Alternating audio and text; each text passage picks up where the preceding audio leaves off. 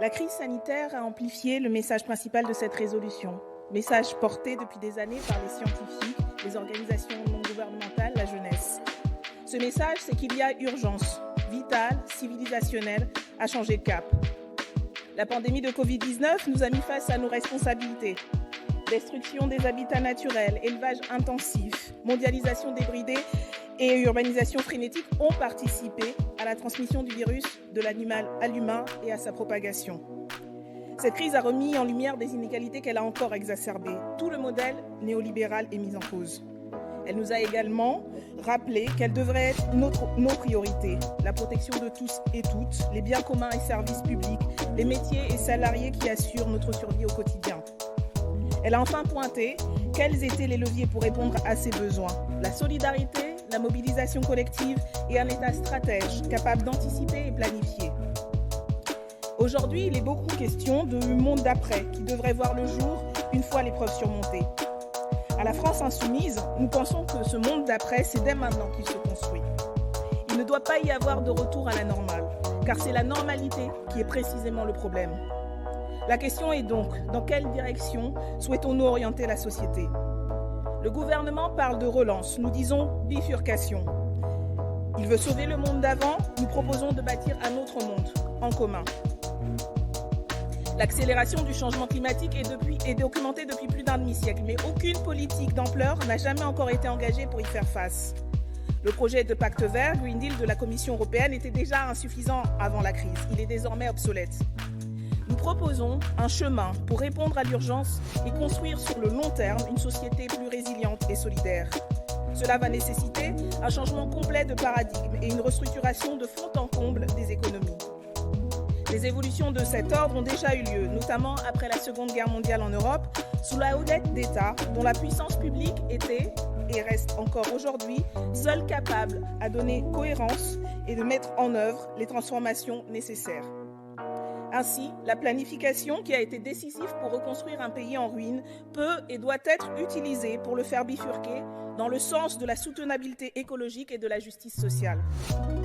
Pour voir clair et loin, nous avons besoin de nouveaux outils statistiques qui intègrent à tous les niveaux les impacts environnementaux, permettent de préparer les mutations structurelles et de s'inscrire dans les trajectoires longues. Ainsi, nous pourrons désinvestir dans les énergies fossiles et nucléaires et investir massivement dans les énergies renouvelables. Objectif, décarboner totalement l'économie d'ici 10 ans.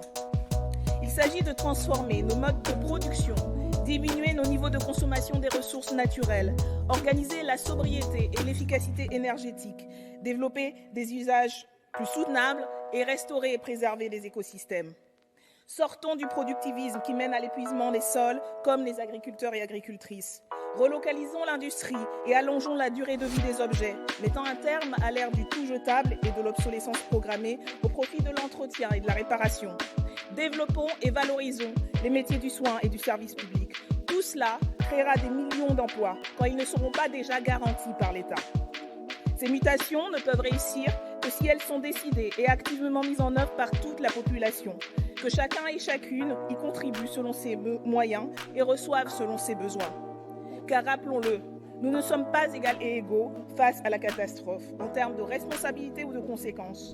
100 entreprises multinationales émettent plus de 70% des gaz à effet de serre au niveau mondial. 0,5% des plus riches produisent 13% des émissions de CO2 liées au mode de vie. Et les pays les plus pauvres ont le moins d'impact écologique négatif quand ils les subissent le plus durement. Démocratie, justice sociale et justice environnementale sont liées. Au-delà de cette assemblée, cette résolution s'adresse à Greta Thunberg, Edima Pandey, Autumn Pelletier, Léa Namuguerwa, Marie Copney et les jeunes en grève pour le climat partout dans le monde. Aux familles des sans-terre qui se battent pour développer une agriculture écologique au Brésil, comme aux gilets jaunes qui se sont révoltés en France contre les fins du mois impossibles. Aux habitants et habitantes de Flint, empoisonnés par l'eau, comme à celles et ceux des Antilles, contaminés au chlordécone. Aux salariés menacés de licenciement alors que leurs entreprises ont bénéficié de milliards d'argent public en France, comme aux ouvriers et ouvrières du Bangladesh qui perdent leur vie dans les ateliers de misère et aux enfants exploités dans les mines du Congo pour enrichir les géants du numérique. À toutes celles et ceux qui luttent chaque jour pour un monde plus vivable, respirable et juste. Nous ne promettons pas une révolution tranquille, nous Nous esquissons quelques points de repère d'un immense défi collectif à relever. Nous aspirons non à la recherche du profit maximum, mais à la préservation de l'écosystème qui rend la vie humaine possible et à la construction d'un monde qui la rend belle et digne d'être vécue. Pour retrouver le goût du bonheur et que viennent les jours heureux, mesdames et messieurs les députés, nous vous appelons à voter pour cette résolution. Merci Madame Obono.